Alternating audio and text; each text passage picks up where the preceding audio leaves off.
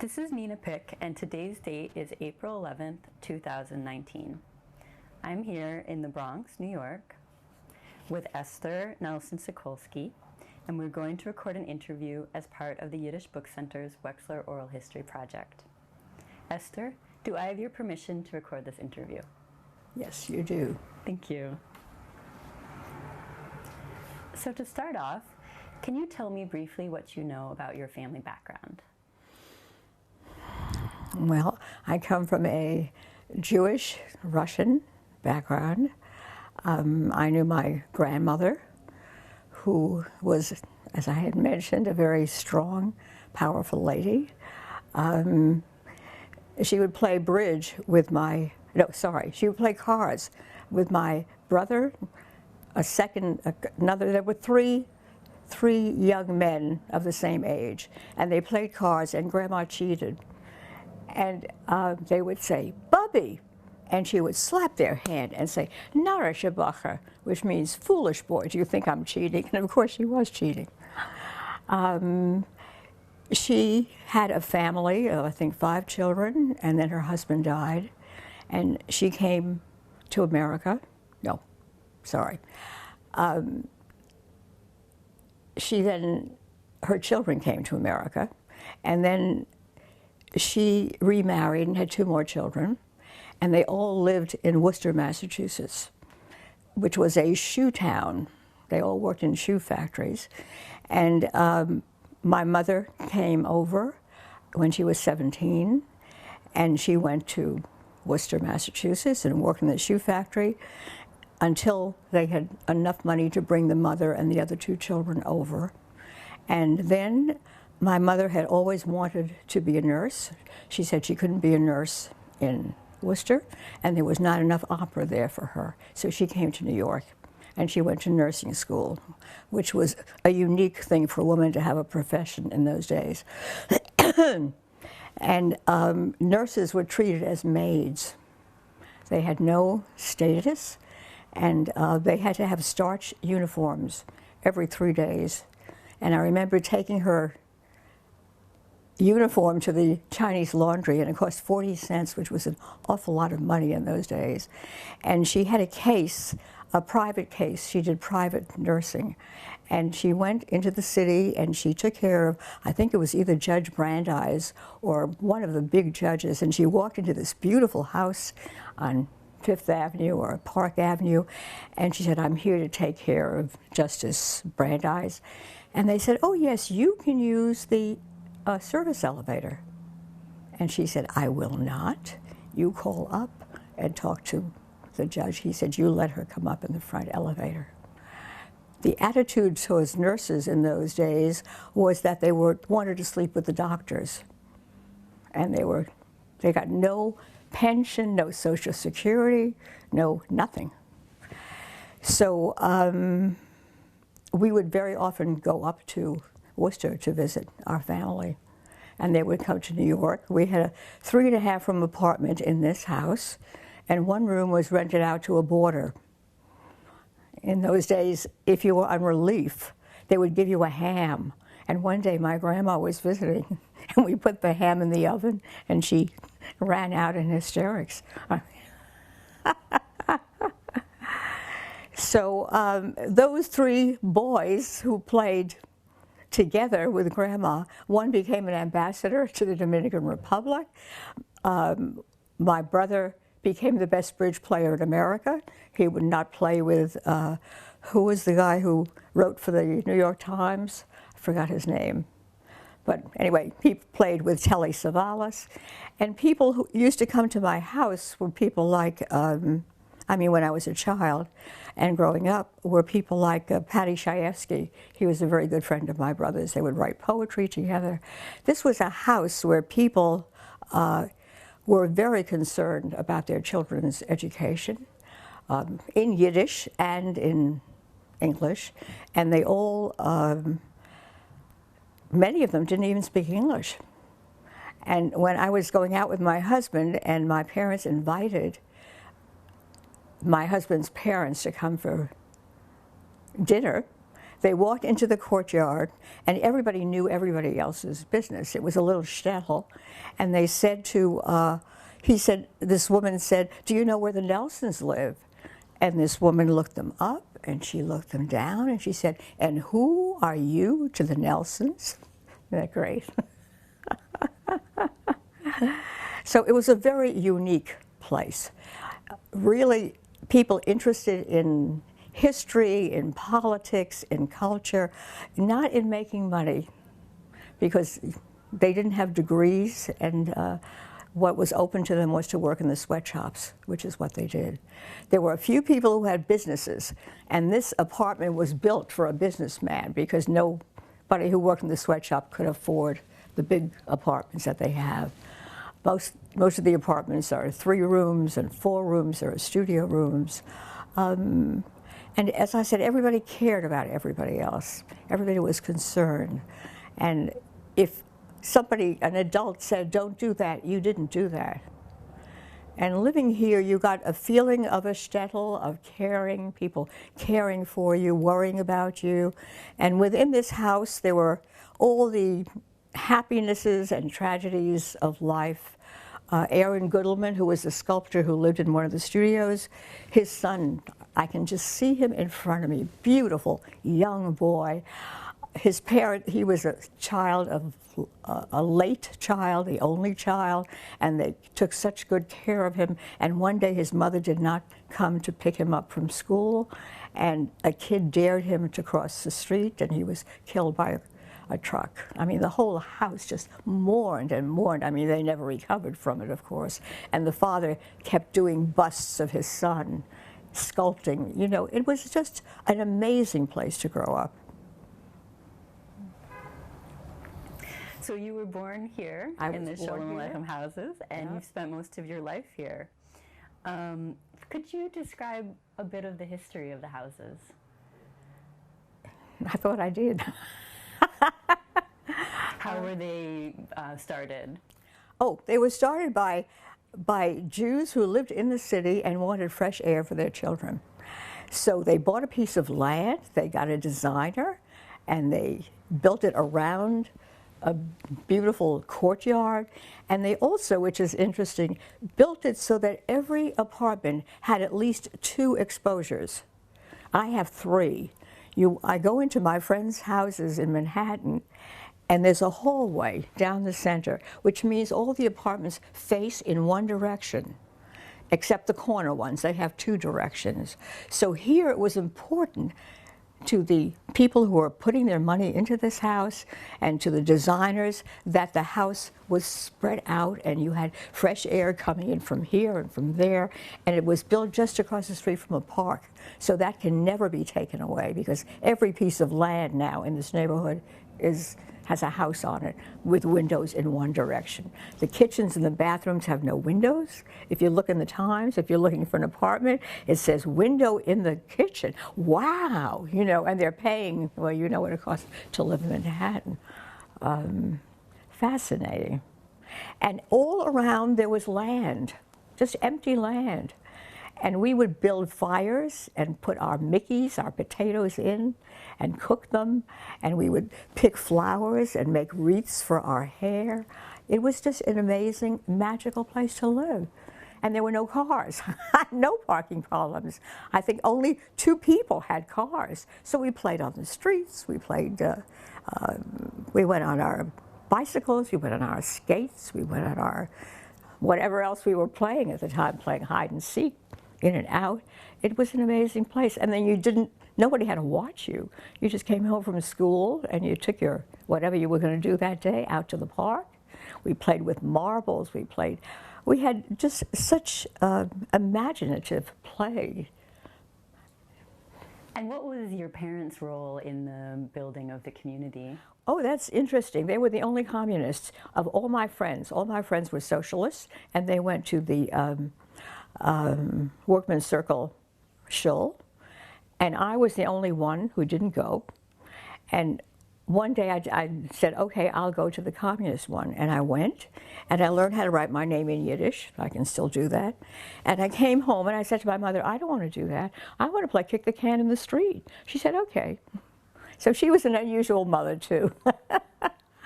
And one of my children went to the Workmen's Circle school, loved it. She loved the foreign teachers. She went to the Mittelschule, which is the high school. And we used to say, Mara, you're ruining our whole weekend. We can't go away because you have to go to Mittelschule Saturday and Sunday. And she would say, oh, Mommy, she said, every kid goes because their parents make them go. I go because I want to go, and you're complaining. My other daughter was not interested one bit. She said she would never marry a Jewish man. They've all been emasculated by their mothers. And so she ended up with somebody who is not Jewish, but he certainly has a Yiddish cup. And he's very much one of us, so there you go. And so you spoke a little bit about this already, but could you just tell a little bit more about what the atmosphere was like here as you were growing up? Very friendly, it's interesting. We had a whole group of children my age. So there were so many kids that they had clubs. There was a young man's club, and they had a special place in a special room in the building that they would meet and play cards or whatever they did there. And my group, we must have had, I don't know, maybe 12, 14 kids my age, and we all played together. We played in the park, we played orphanage, we played all kinds of imaginative games, and one of them, a very dear friend of mine, her parents ran a Jewish camp called Nijvelt, which means New World, and I would talk to her mother in English, and her mother would always answer in Yiddish. And finally, years ago, I spoke to my friend about this. She said, my mother couldn't speak English. I thought it was just personally that she was, establishing her Yiddishkeit on me because I was speaking English. And what languages were spoken in your home? Well, I think when they didn't want us to understand, they spoke Russian. And mostly English, occasionally Yiddish. I mean, ich kann verstehen. I can still understand Yiddish partially, just because there was so much of it flowing around. And in addition to Yiddish, what other languages were spoken in the community here? Oh, mostly, I think, Russian and maybe Polish. I think that's about it. And of course, the communists fought with the socialists. Fascinating. It was very, oh yes, another thing was that the kids stayed together. This was a Jewish neighborhood and they stayed together, but not me. I and perhaps one other, we went to the High School of Music and Art, whereas all the kids went to Walton, which was an all-girls school. They went to Hunter College, which was an all-girls school. I went to Brooklyn College, an hour and a half on the subway each way, but I wouldn't go to an all-girls college. So I was the one who had Christian friends. I always sought out people other than myself. And as a result, my husband and I traveled all over, and we have friends from every possible country. You always pick up people. I got a $10,000 grant from somebody I picked up in the bus station. Oh, and yes, and then when I had my 80th birthday, 80 friends came from 12 different states of all different nationalities, colors. I mean, that was not the, we were the ones who were, I guess, the bohemians of our day. And when you were growing up, what about your home felt Jewish? What about what? What about your home felt Jewish? Not terribly much. We were not religious. That was one thing. Not at all religious, except where they had the auditorium. We had an auditorium where we had those concerts, and there was a place where they cooked upstairs. And once a year, they would have a bazaar, And we would save our money because for 10 cents you could buy earrings and, a little card and that was like the highlight of our life. And certain Jewish holidays were celebrated there, especially during my daughter's generation. So we would go there for Purim or. But it was not from a religious slant, it was from a cultural slant. So I remember once a year, I still have my father's wine glass that Jews didn't drink in those days. That has all changed too. But he had a wine glass, and I don't remember which Jewish holiday. So you were talking about how the holidays were observed here. Could you tell me a little bit more about what one of the holidays would have been like? No, because we didn't really do it. So you were saying you would, in the auditorium, people would gather? Yeah, sort of. But it was never from a religious point of view. It was from a cultural point of view. So I don't even know them. I mean, I have a friend who is, she's Indian, and her husband is Jewish. So I invite them for potato latkes, but we didn't do it in my house.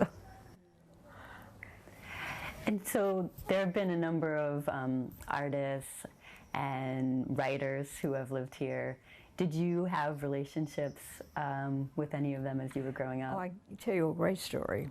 Because it was a cooperative house, there was a poet, I think it was Rabbi was his name, and I mean everybody was poor except for the rich people who lived in this apartment, And what was the Bronx like as when you were growing up in the outside community? It's the hilliest neighborhood of all. Yeah, up and down and around the town. Not dangerous. Except that the kids from Bailey Avenue was the Irish neighborhood, and they'd come up here and beat us up because we were Jews. But luckily we had also big Jews, so they could fight back, so that was good. And what was the relationship like between the Sholem Aleichem Houses and the wider community? There was no community. Yeah. The only community was the Amalgamated, which was a similar kind of a cooperative house, Very little community, but mostly spaces. In fact, Ruth St. Denis and Ted Shawn built a house right here, overlooking the reservoir. They loved the space, they loved the reservoir, and I understand that they did not have Jews in their dance company either. I was just reading about that recently. Interesting. And then Ted Shawn, I guess, declared his homosexuality and founded Jacob's Pillow and had his group of men. Interesting. Were there aspects of Jewish culture that were particularly important to you as a child? Not really. No, as I said, I always looked out to other people. My friends were, I had a lot of non-Jewish friends. I had a friend who lived nearby. Her father was the head of the German department at DeWitt Clinton High School. And I understand they were very anti-Semitic. My father was the only one who was here from his family. I never met anybody in my father's family. He had a brother, Uncle Louis, who came here before, was in the American Army. But he went back. And there were 4 people in the family. One sister was a doctor, which was rare in those days. One sister was a dentist. Uncle Louis was an engineer, and he invented some kind of a machine to pick cotton. And he wouldn't, I think he had the patent on it, he wouldn't sell it to anybody because he didn't want to throw the people out of work who were. And when Louis wrote a letter, it was like, oh my God. We would all gather. I mean, it was in Russian, of course. I couldn't understand a word of it, but it was like a very exciting thing. And my mother, at the age of, they always talked about going back to Russia, but they never did. And after my father died, my mother was about 78. And I said, Mother, now is your time to go. So we got her a passport, put her on the plane, and she went to Russia by herself. Talk about adventuresome, venturesome people. She went to the ballet, and she went to the opera, and in Moscow, and then my Uncle Louis lived in Tashkent, which is like 1,000 miles, and I don't know where. And she flew down there and visited with him and his wife, and luckily she went at that time because a year or so later he died, so it was the right time to go. And then she came back through Israel and lost all her traveler's checks, but I had friends in Israel, so they took care of her, got her back her traveler's checks, and then she went to Paris. And we had an artist friend whom, well, he was a Holocaust survivor, but he lived here for a number of years, and then he married a French woman and he moved to France. But before that, he used to come here, and my mother would teach him Russian. He wanted to learn Russian. So he picked her up and took her out to lunch and had a great time with him, and then took the boat, came back to America. And as you were growing up, what was your family's perspective on Palestine and Zionism? Oh, I remember the first time I guess it was established, and they came around, they sold flags for 10 cents, Israeli flags, and of course we were so happy to buy one. And were there early experiences in your childhood that inspired your later work as a dancer and songwriter? I took dance classes when I was 5 years old here in this house. And then one of my first teachers, Katya Delikova, was giving classes in the Amalgamated, and I went. And I had a heart murmur when I was a child. I wasn't supposed to strain myself. So look what I ended up in, of course, field of dance, which is the most strenuous. Very funny. Anyway, then dance captured me, and I was, even at music and art, while I was studying the piano, and I was playing concertos, and I even conducted, I took a conducting class at music and art and conducted the orchestra, Mozart's 40th Symphony. First movement, I know when the bassoons come in, and when, amazing experiences, which these other kids who stayed within the confines of the high school and their Jewish little friends never had those experiences. And looking back on your childhood, what values do you think your parents were trying to pass down to you? I think basically to be a good person. I mean, they didn't lecture me or anything like that. My mother loved music and dance. And I remember at music and art, you take a second instrument because most people come in playing the piano. In an orchestra, you need every possible instrument.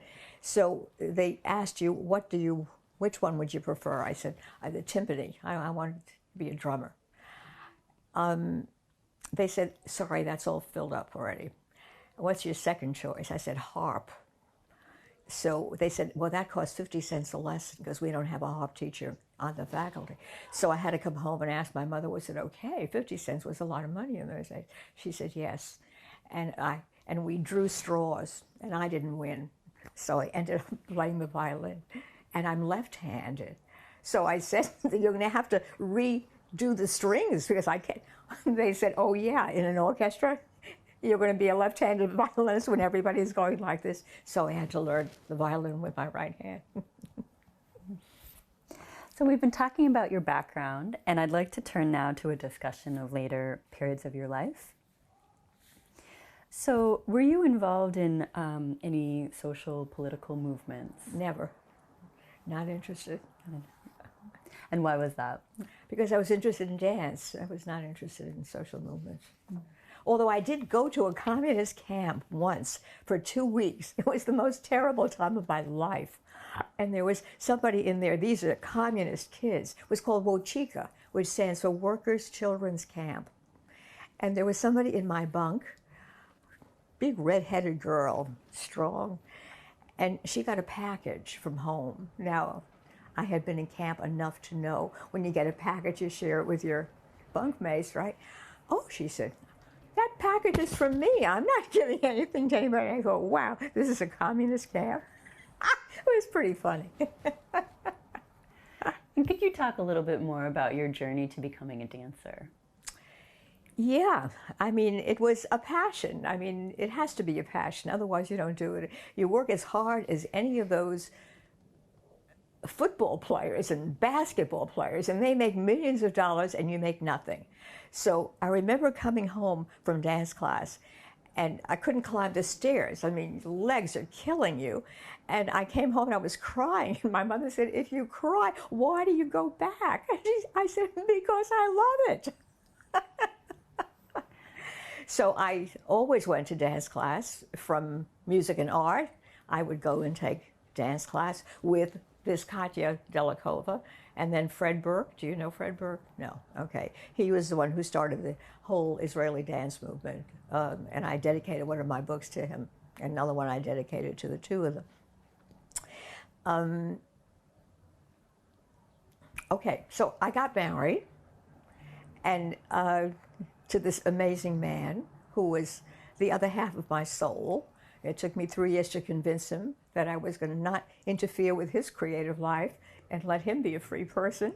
And the first thing we did was we joined MoMA. In those days, only the artists went to MoMA. Now you can't get in for love of money because it's so expensive and the lines are around the block. But in those days, it was only the artists who went. And we went out into the garden, and somebody came out there who Leon knew, and we were talking about my dance work, and he said, you know, you can get a master's in dance. I said, I never heard of that. There were 2 colleges in America giving masters in dance. One was NYU, and one was Mills. And he said, go and see Martha Hill. She's the head of the dance department at NYU. I went down the next day. I borrowed $600 from my father. We had no money. And I signed up to get a master's in dance. And Martha Hill, at the end of when I got my master's, she moved on. She had already started at Bennington, too. She was traveling on the train between Bennington and NYU every week. And then she went to Juilliard and started at the dance department at Juilliard. And I was her friend. She was my friend till she died at 95. Amazing, amazing woman. So this was my field. I loved it. And I went to look for, I began to teach, and I went to look for books to help me teach children. And there weren't any. There was like 1 or 2. So I had to write my own, of which I have 17 books published, which are in libraries all over the world. And could you talk about a particularly memorable experience from your career? Well, I worked with an amazing composer named Bruce Hack, who came from the top of Canada. And his playmates, there was nobody in the little town where his parents had a store, except the Indians, and that's where he came from. And he was the essence of music. He was an absolute genius. He could take this and play you Happy Birthday on this table and you would hear it. I mean, this man was just... So we taught together in Scarsdale for many long years. And one day a mother came and she said, you know, my daughter loves dance so much she can't wait to come from class to class, week to week. Can't you do something we could take home and play at home? And I remember Bruce and I sitting in the dance studio and thinking, we said, wow, we could make a record. And we made a record, sent it out to the Times, got a beautiful review, sent it out to Martha Hill, got a beautiful review, and formed a record company called Dimension 5, which we chose that because the 5th dimension, they came way after us, is the dimension of the imagination. And I took it down to, the Times gave us a great review, and we just kept producing more and more records. And we did 11 records altogether, and then Bruce did we did some cassettes for the books that I had written. And these, by sheer magic and by great reviews in the New Yorker and places unheard of, have traveled the world. And about 10 years ago or so, I was watching a program, a TV program, and the phone rang, and this man said, "My name is Mr. Okamura, and I'm calling from King Records in Japan, and we would like to license your records." And I thought, oh, come on, who is pulling my leg? And anyway, I'm watching this program, so he's interrupting my program.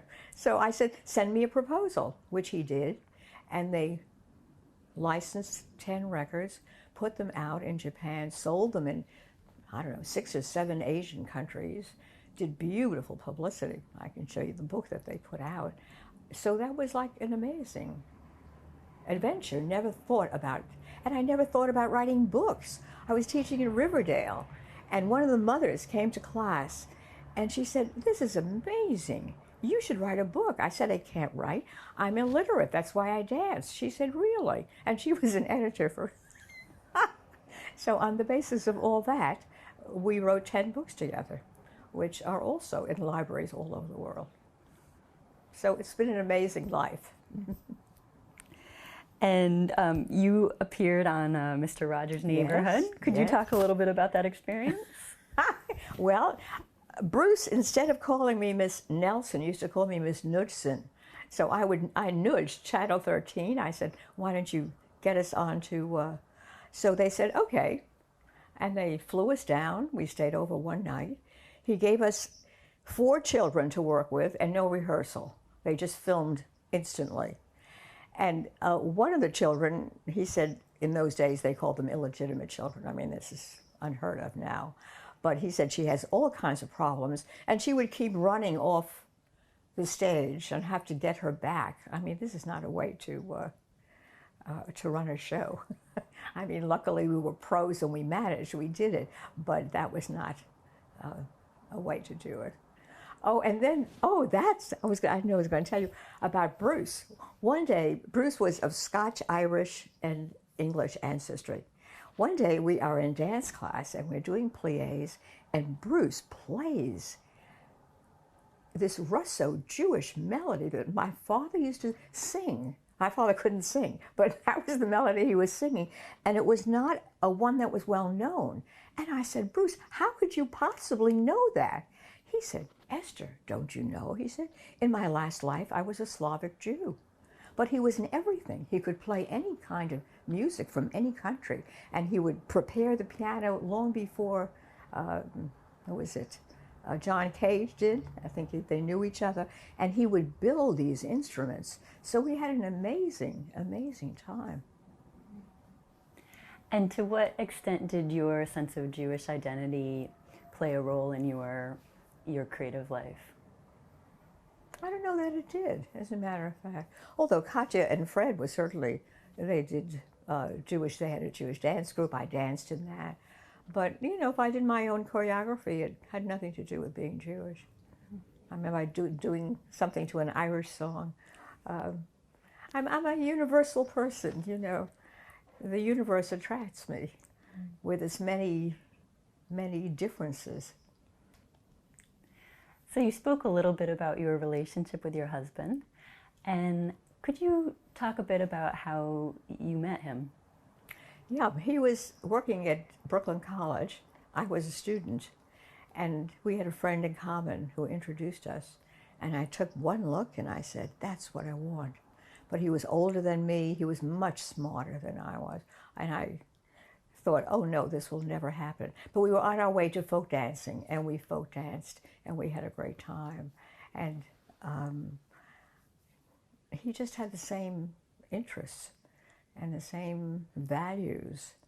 And we just gave each other room to live our own lives. And I watch these couples who can't be separate for 1 minute.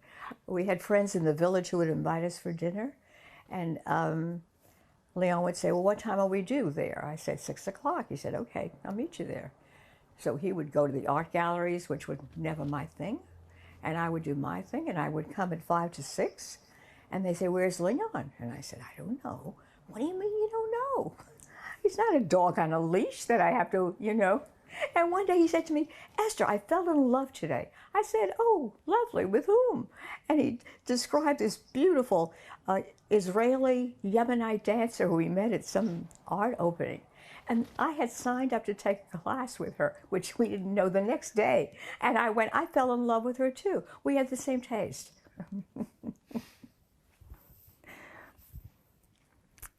So you were also a pianist, right? Yeah. And you played at Camp Boyberek? Yes, I was an accompanist, right. Great. And your children were also campers there? No, but not when I... Not when you were that there. was before I got married and before I had children. Oh, okay. Can you talk a bit about could you describe the camp? Yeah, there was much too Jewish. I mean, what was his name? Lara. He was adamantly Jewish. I mean, nothing could be, if it wasn't Jewish, it was no good. And that's when I was first beginning to be aware of folk music. I'm also a tremendous folklore collector. There are like 400 songs in my books. And of course now you can sit down at a computer and I can put in the title and up comes all the stanzas. But in the old days we had to go to the library and look up each one and collect each one. And yeah, so he didn't approve of American folk songs at all. It should also all be in Jewish, all be Yiddish. It was such a closed, limited view of the world, which I never subscribed to.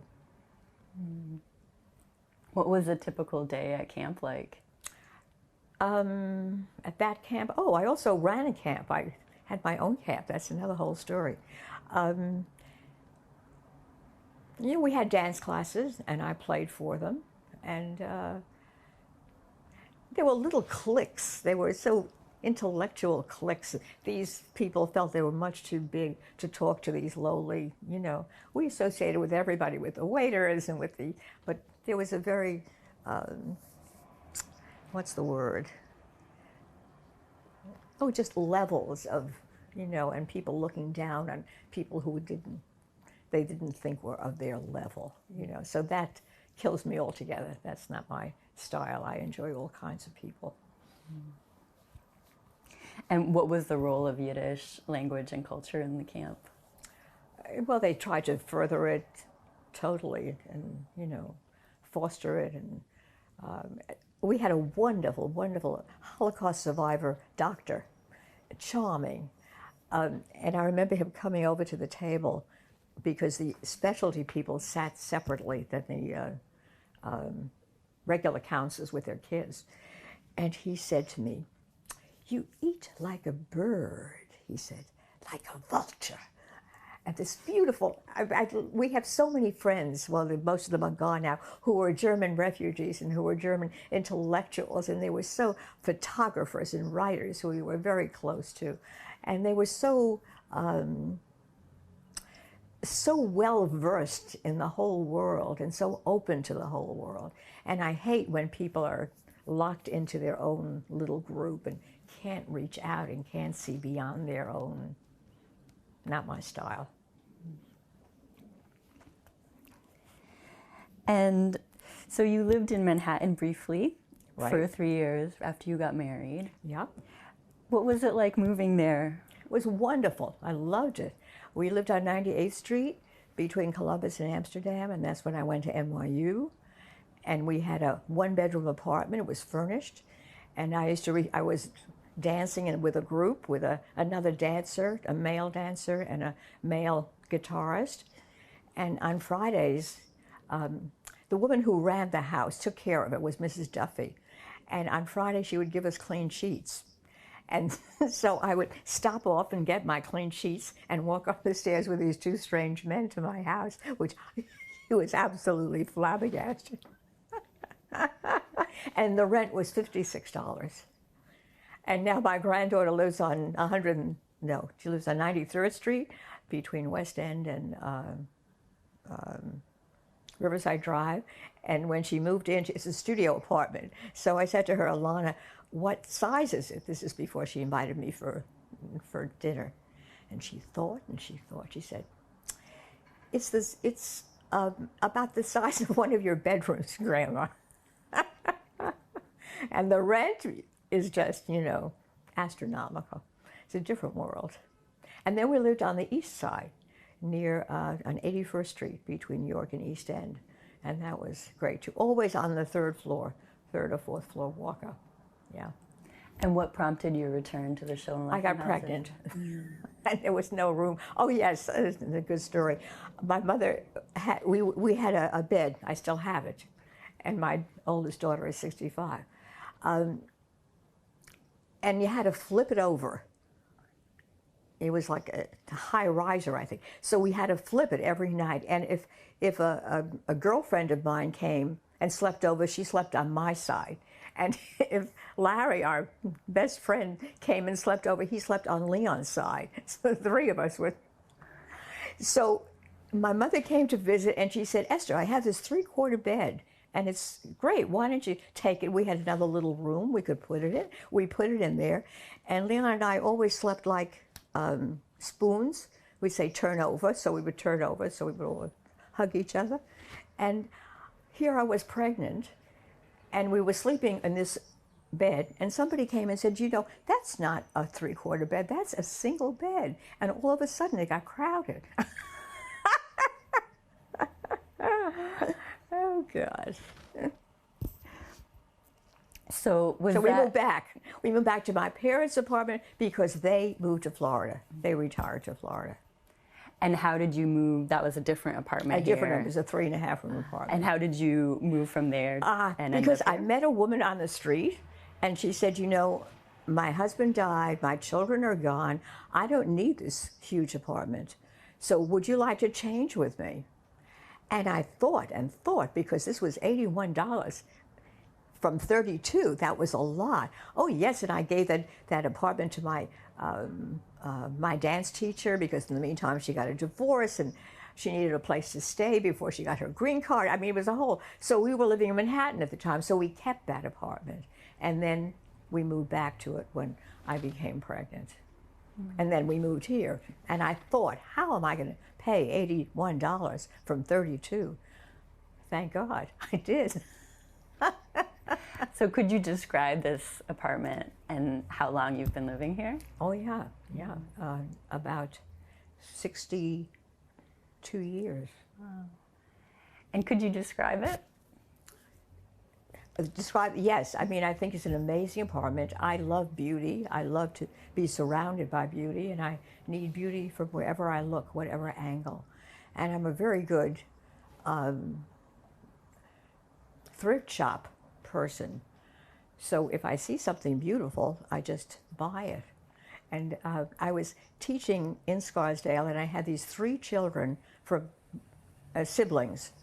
And the mother was a lovely, well, they were all lovely. And I became friends with many of them, even till this day. And I'm still friends with some of the kids I taught, which is amazing.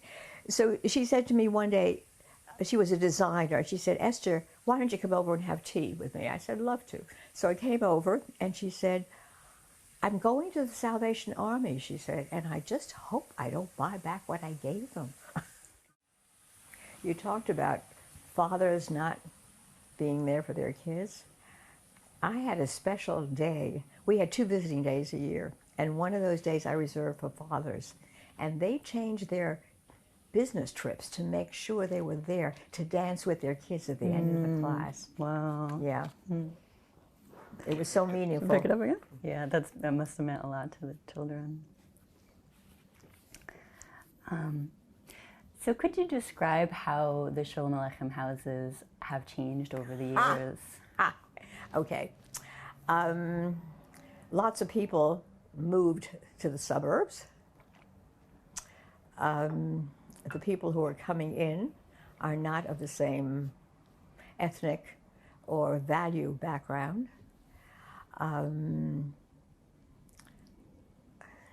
It has sunk. I don't know how else to put it.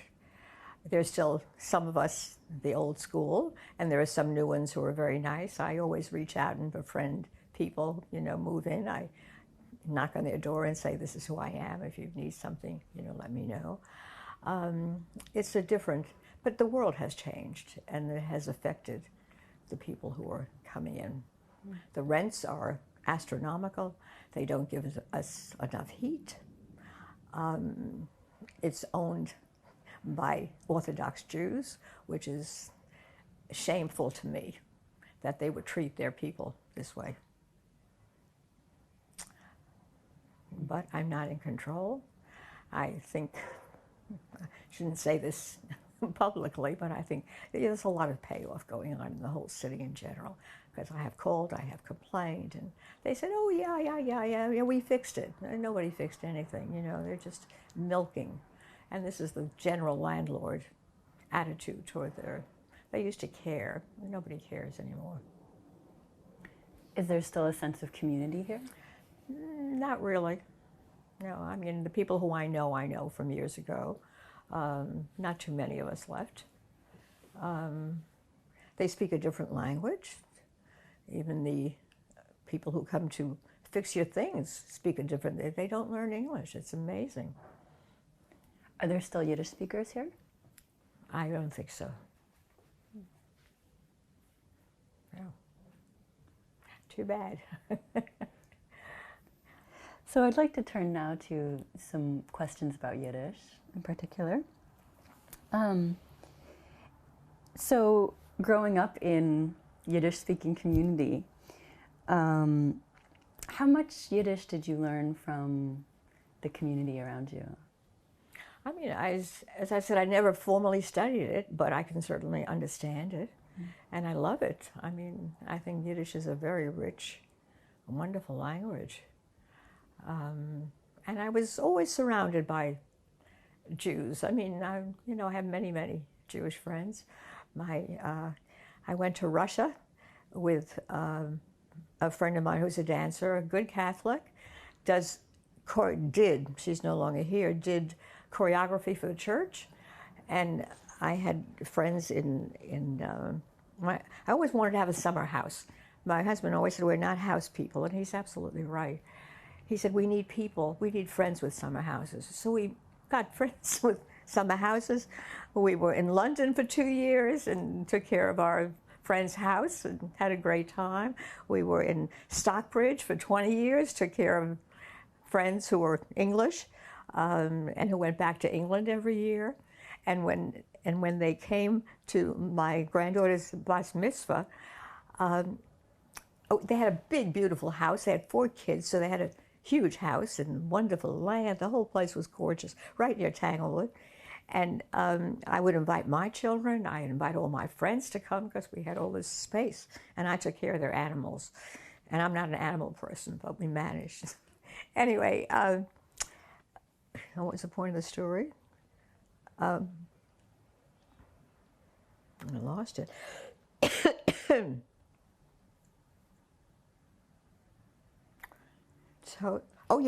So all my friends went up to him. He was a doctor. And they said, oh, Desmond, they said, we love your house. And he said, oh, you've been to my house, you know. But they didn't care. And how did growing up in Yiddish-speaking community affect your sense of Jewish identity or identity in general? I mean, I've never had a question about being a Jew. I've never hidden it. I've never changed my name. In fact, people used to say to Leon, why don't you change your name, Sokolsky? Nobody can say it. Nobody can spell it. When they call up for a donation, Mrs. you know, so that Leon would use the name Nelson if we needed to make a reservation, because you can't spell it, you can't pronounce it. How did it affect I've never felt other than Jewish, you know, been proud to be Jewish. It doesn't affect my relationships with people who are not Jewish. Oh yeah, so these people in Stockbridge who are not Jewish, after I gave up my car, I would take the bus up there, and these 2 tall, lanky English people would meet me at the station to pick me up, and then rent a car while I was there, because you can't get around without a car. Or they would leave me their car, I can't remember. And they would stand there, and when I got off the bus, I could see them tighten up because they knew I was going to hug them. The English do not hug. They just... Amazing. You know, everybody has a different spatial relationship to the world. I mean, literally and figuratively, you know, it was fascinating, fascinating. And did you have a relationship with Hebrew? Never. Never. No.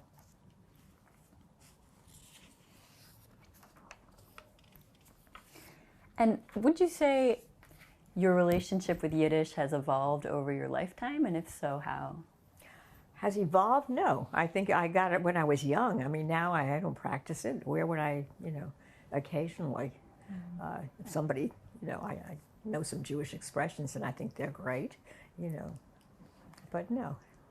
And you mentioned that your daughter studied Yiddish. And still does. And still does. Loves it.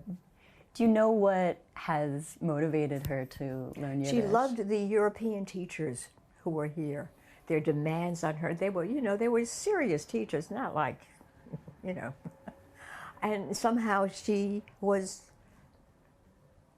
impressed by that and more. Oh yes, interesting story. We once went to a Mennonite farm for the weekend with the kids, and I don't know how old they were, pretty young, and they said, we have a special service on Sunday, and this special minister is coming down to talk to the children. Would you like your children to go? We said, we'd love our children to go. So we sat in the back, and the children all sat in the front, and this minister spoke to them. He said, and now I would like a suggestion for a song to sing. And I thought, oy, oy, oy, Mara's going to give us one of her Jewish songs from Shul? So we were, you know, shrinking in the back seat, and she said, Jesus Tender Shepherd. I don't know where the heck she learned it, but it was so appropriate. Thank God we breathed a sigh of relief, and it was working. It was okay. And what has been important to transmit to your children and grandchildren about your sense of Jewish identity? Well, it's interesting because my daughter, that one, married somebody who was an army kid. His father was a psychiatrist, and every 2 years they move you to another. So he grew up, the only way you could get into a new community was through the temple. I mean, so they came from that kind of a background. And now they are looking, I think they finally found a temple that they joined in New York. So I'm shocked that my daughter has all these formal kind of things, you know, identities. Interesting. And so my grandchildren do too, except one is in Africa saving the Africans. But she manages to find something to go to. There are some Jews there too.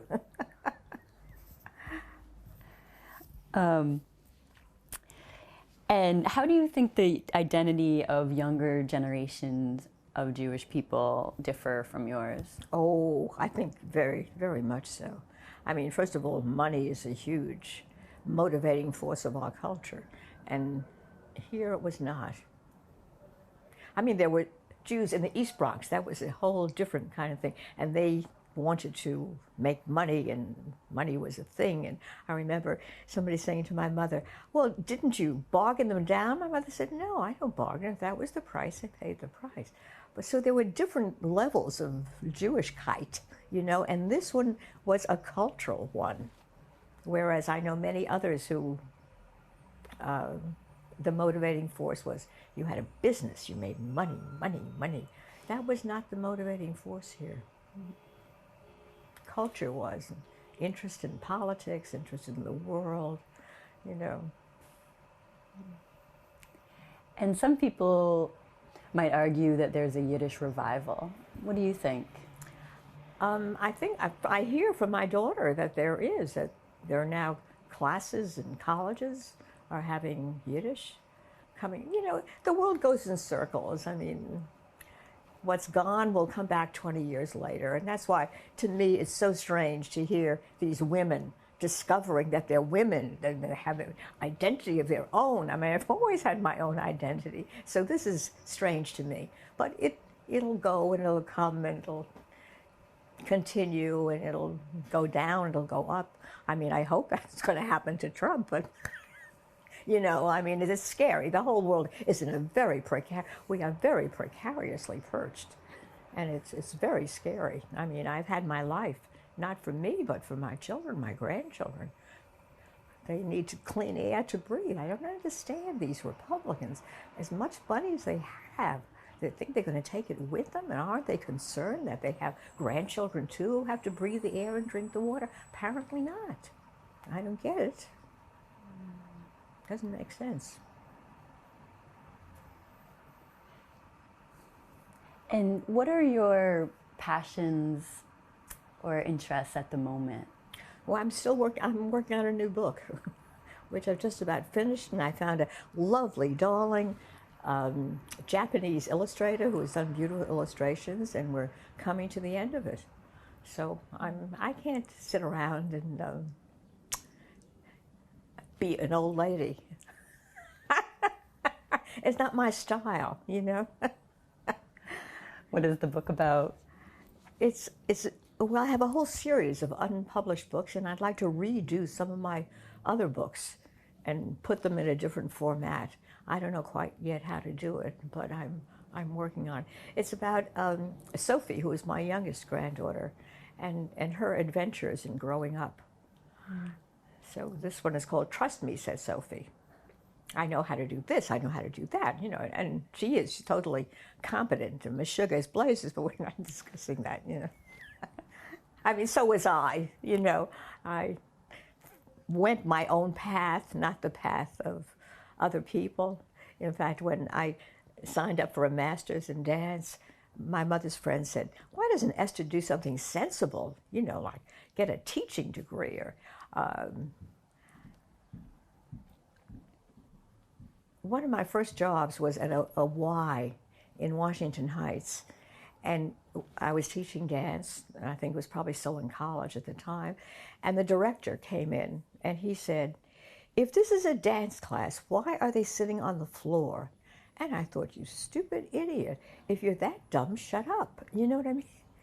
And I said, I see I could never work under people like that who are going to tell me how I should teach when they don't have a clue. And so I never did. And that's why I have no pension.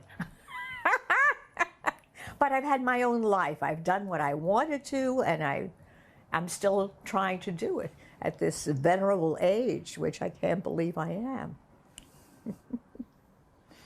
So we're nearing the end of our time here, and I'd like to ask, what wisdom or learning from your life would you like to share with future generations? That's very hard to answer, because what worked for you is that we're now living in a different world. So I can't, I've tried to pass on to my own, you know, but they're individuals too and do their own thing. I don't think one can do that. I really don't. It worked for me. I don't know that it's going to work for anybody else. I mean, even now in the dance world, it's so different. They have grants. They have internships. Now I understand you even have to pay for an internship. I never heard of such nonsense. It's another world. So if you don't have the means to do it, you're out of luck. There was a great story about Martha Hill, who was a very intuitive and sensitive person and very bright and knew how to manage the world. She had a student, a Japanese student, and she had two Japanese students. One, I guess, who could pay her tuition at Juilliard, and the other one who lived way down on the Lower East Side and didn't have the money for the bus, for the subway, so he used to walk from up to Juilliard. So Martha Hill said to the Japanese girl, oh, I have all these extra tokens, you know, why don't you give a few to... I mean, it was such a great way of course, now they're married, they have a whole big school, you know, but there was a sensitivity. Now it's not. Now it's who you know, what you know. I mean, look at what's going on with the colleges. You know, if you give money, of course they're going to take you. They're going to, as long as you can name a building after yourself. It wasn't that way before. It was the essence of art. Now art is a business, and it's totally different than it was. I think to its detriment, you know. So what worked for me is not going to work for somebody else. I think you have to find your own path. And I'll finish with a poem that Leon wrote to me. He said, "See, sweetheart," it's like a haiku. See, sweetheart, how the train tracks merge on the horizon, although parallel, so we. And what do you see as the future of the Sholem Aleichem Houses? I see that the purpose of it is long since gone. You know, also who lived here was Bess Morrison, and they had the landlord had a big thing. He put up a plaque in the middle. Oh, Bess Morrison lived here. So he asked me to talk, and I talked about remembering Bess Morrison. She was older than me, but she went to music and art. She was the first and only Jewish Miss America, and at that point, they changed their requirements. So they wanted them not only in a bathing suit, which her sister had to patch together for her because she didn't have the money to have a bathing suit, but they had to be proficient in an art form. So she was a pianist, and she played, and she, you know, and had a very tragic life, but that's another whole story. And he served sandwiches, and he, you know. Do you have anything else you'd like to share before we wrap up? I don't know, really. Missed? It's been an interesting life, certainly, and I've pursued it, you know, and I luckily had a mate who was also interested in pursuing it, and, you know, so I've had many good adventures. And I have darling children who are still from the old school, you know, and so are my grandchildren, so they don't quite fit. Not true at all, but you know what I mean. It's hard to pass those values down when the maid is bringing you up, and when, you know, it's a whole different story. Well, thank you so much. I'd like to thank you both personally and on behalf of the Yiddish Book Center. You're very welcome.